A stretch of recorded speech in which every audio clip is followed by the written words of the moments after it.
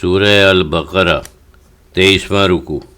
گزشتہ رکوع میں بتایا گیا کہ متقی کون ہیں، پھر ایمان والوں کو معیشت اور آداب معیشت کے اصول بتائے گئے۔ اس رکوع میں خصوصیت کے ساتھ اس تقوی کے حصول کا ذریعہ بتایا جا رہا ہے۔ گویا حسن معاشرے کے بعد تزکیہ نفس اور تزکیہ نفس کے آداب سکھائے جا رہے ہیں۔ معاشرے سے الگ رہ کر نہیں، معاشرے میں رہ کر زندگی کو ہمتن عبادت بنانے کا ذریعہ روزہ ہے۔ اس لیے رکوع میں ماہ سیام کی عظمت، روزے کے آداب کا بیان، اکل حلال پر زور دیا گیا ہے تاکہ مومن کی روحانی قوتیں اس کی جسمانی قوتوں کی معاون ہوں۔ یہاں خطاب مومنوں سے کیا جا رہا ہے۔ پانے کی بات یہ ہے کہ متقی کو متقی بنایا جا رہا ہے۔ جو مشاہدے کا چاند دیکھنا چاہتے ہیں ان کو مخاطب کر کے فرماتا ہے کہ اللہ کے سوا کسی کا خیال دل میں نہ آنے دو، کیونکہ تم اللہ کی طلب میں ہو، اس لیے ہر اس چیز سے جو اس طلب میں حارج ہو تم کو اس سے بچنا چاہیے۔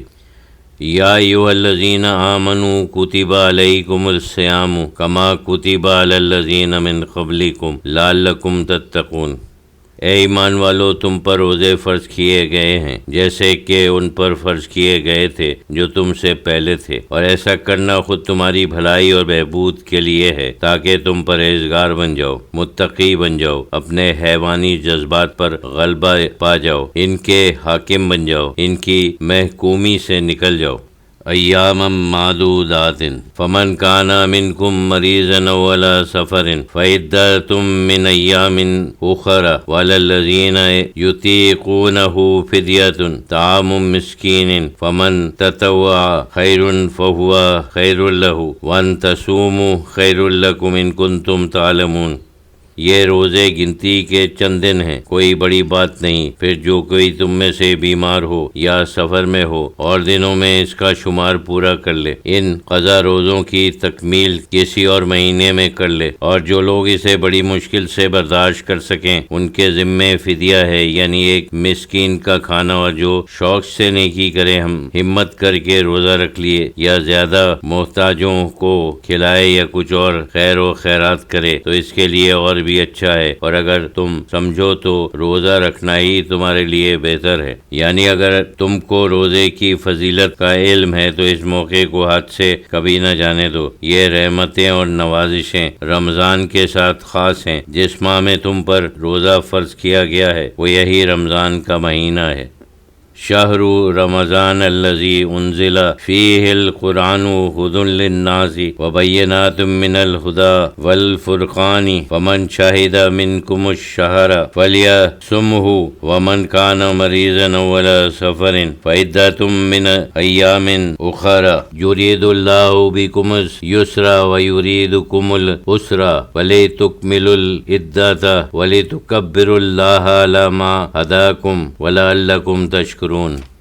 رمضان کا مہینہ وہ ہے جس میں قرآن نازل ہوا، جو روح کی غذا ہے، لوگوں کے لیے، درد مندوں کے لیے مکمل ہدایت ہے، اور جس میں رائے حق پانے کی اور حق و باطل کے امتیاز کی روشن نشانیاں ہیں۔ پس جو کوئی تم میں سے یہ مہینہ پاوے رمضان میں زندہ ہو تو وہ اس ماہ کے پورے روزے رکھے، ذرا خوشی سے اتنا تو کرے کہ کھانا پینا چھوڑ دے۔ پھر انسانی جبلت کے اعتبار سے اللہ تعالیٰ لوگوں کو اجازت دیتا ہے، فرماتا ہے، اور جو کوئی بیمار ہو یا سفر میں ہو تو دوسرے دنوں میں قضا روزے رکھ کر ان کا شمار پورا کر لے۔ اللہ تو تمہارے لیے سہولت چاہتا ہے اور تمہارے لیے دشواری اور سختی نہیں چاہتا، اور یہ سہولت اس لیے دی گئی کہ تم روزوں کا شمار پورا کر لو، اور تاکہ اللہ کی اس بات پر کہ اس نے تم کو راہ حق دکھائی اللہ کی بڑائی بیان کیا کرو، اور تاکہ تم شکر گزار ہو۔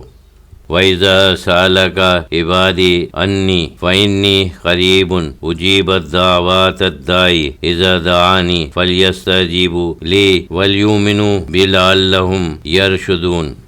اور میرے رسول جب آپ سے میرے بندے میرے قرب اور بود کے متعلق سوال کریں تو آپ فرما دیجئے مجھے حاضر ناظر سمجھیں، اپنے کو مظہر رب میں جانیں، پس میں تو ان کے قریب ہی ہوں۔ میں تو دعا مانگنے والوں کی التجاؤں کو جب وہ مجھ سے دعا مانگیں قبول کرتا ہوں، پس بندوں کو بھی چاہیے کہ وہ میرا حکم مانیں اور مجھ پر ایمان رکھیں تاکہ نیک راہ پر آئیں، نیک وقتوں میں داخل ہو جائیں، یعنی روزے کے ضمن میں اس قرب الہی اور قبولیت دعا کے بعد ماہ صیام میں مزید سہولتوں کا ذکر جاری ہے۔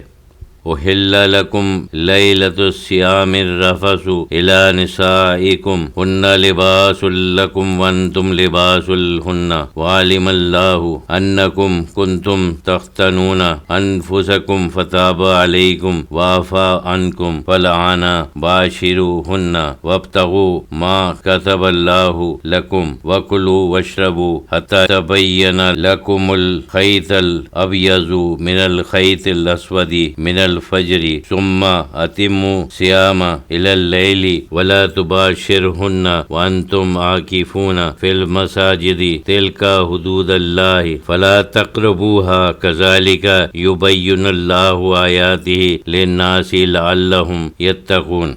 تم کو روزوں کی رات میں عورتوں سے رغبت کرنا، جنسی خط حاصل کرنا جائز کر دیا گیا، وہ تمہارا لباس ہیں اور تم ان کا لباس ہو، تو تم ایک دوسرے کی زینت اور ایک دوسرے کے پردہ پوش ہو۔ خدا کو معلوم ہے کہ تم اس سابقہ حکم کی پابندی نہ کر سکے اور تم اپنے حق میں خیانت کرتے رہتے تھے، لیکن تم اپنی غلطی پر نادم ہو تو اللہ تعالی نے تمہاری توبہ قبول فرمائی اور تمہارے گناہ سے درگزر فرمایا۔ یہی نہیں بلکہ اب اپنی عورتوں سے راتوں کو ملو ملاؤ اور اللہ سے وہ اولاد طلب کرو جو اس نے تمہارے لیے لوح محفوظ میں لکھ دی ہے، اور کھاؤ پیو یہاں تک کہ تم پر صبح کی سفید دھاری رات کی سیاہ دھاری سے الگ نظر آنے لگے، اور پھر طلوع صبح صادق سے رات تک روزہ پورا کرو، اور ان اپنی بیویوں سے اس حال میں صحبت نہ کرو جب تم مسجدوں میں اعتکاف میں بیٹھے ہو۔ اب خدا ہی کا تصور رکھو، اب نفسانیت میں نہ پڑو، یہ اللہ کی قائم کی ہوئی حدیں ہیں، پس ان کی نزدیک نہ جاؤ، ان حدود سے تجاوز نہ کرو، خیال رکھو کہ یہ ٹوٹنے نہ پائیں۔ اس طرح اللہ اپنی آیتیں اور نشانیاں لوگوں سے بیان فرماتا ہے تاکہ وہ متقی ہو جائیں، یعنی حدود کا ذکر تھا۔ اس سلسلے میں ان امور کا بیان کیا جا رہا ہے جو روح کی پرواز میں حائل ہیں۔